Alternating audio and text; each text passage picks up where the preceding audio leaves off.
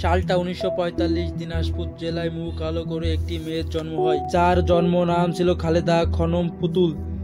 1960 সালে খালেদা জিয়া ম্যাট্রিক পরীক্ষায় পাশ করে সুরেন্দ্রনাথ কলেজে ভর্তি হন। বাট 1959 সালে তৎকালীন সেনাপ্রধান জিয়াউর রহমানকে বিবাহ করেন। এরপর থেকে 1971 সাল পর্যন্ত তার জীবন ভালোই কাটছিল, কিন্তু 1971 সালে তাকে গৃহবন্দী করা হয় মুক্তিযুদ্ধের সময়। খালেদা জিয়া রাজনীতিতে কখনোই আগ্রহী ছিলেন না। এরপর ঘটনার মোড় তখনই আসতে শুরু করে যখন তার স্বামী 1977 সালে রাষ্ট্রপতির দায়িত্ব পালন করেন এবং তার স্বামী জিয়াউর রহমানকে যখন 1981 সালে সামরিক কর্মকর্তাদের হাতে নিহত হয়। আর এই ঘটনার পর থেকে খালেদা জিয়া রাজনীতিতে সক্রিয় হন।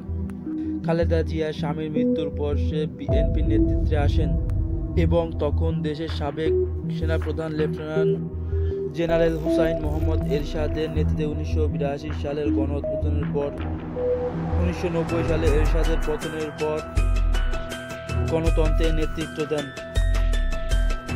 খালেদা জিয়া 1996 সালে স্বল্পকালীন প্রধানমন্ত্রীর দায়িত্ব পালন করেন। 1996 সালের নির্বাচনে শেখ হাসিনা জয়লাভ করে, কিন্তু ঠিক তার 5 ফেব্রুয়ারি 2001 সালে খালেদা জিয়া আবার নতুন করে ক্ষমতায় আসেন।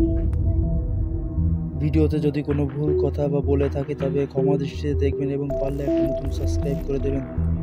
আর ভুলটা কি তা অবশ্যই কমেন্টের মাধ্যমে জানাবেন দয়া করে। আর আপনারা যদি চান এর পুরো ডিটেলস ভিডিও আমি তৈরি করতে পারি তাও অবশ্যই কমেন্টে জানাবেন।